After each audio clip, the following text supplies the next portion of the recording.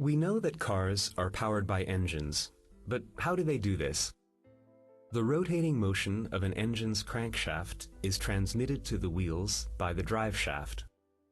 The gearbox changes the number of rotations of the driven wheels during one turn of the crankshaft.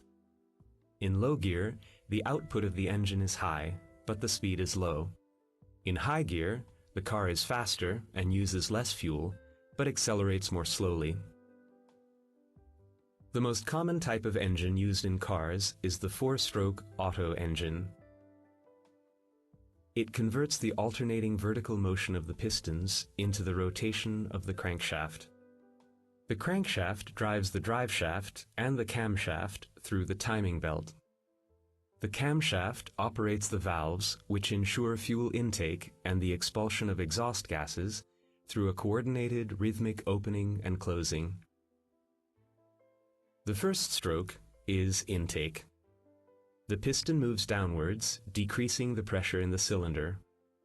The intake valve opens and a mixture of air and fuel flows from the carburetor into the cylinder. The second stroke is compression.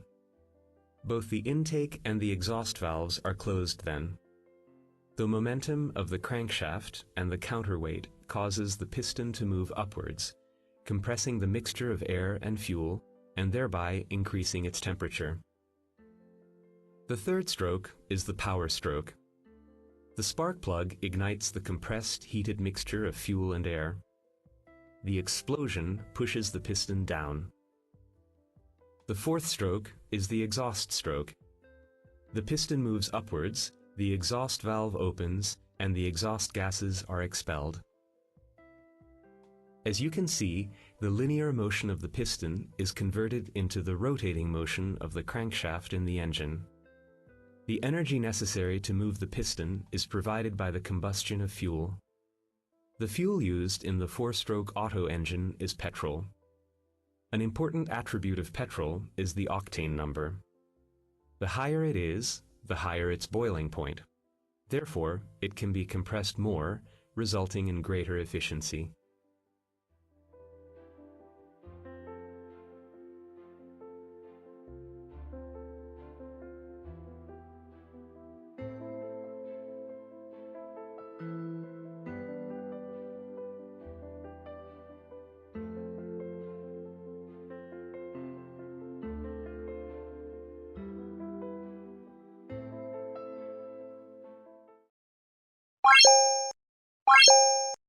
Bye.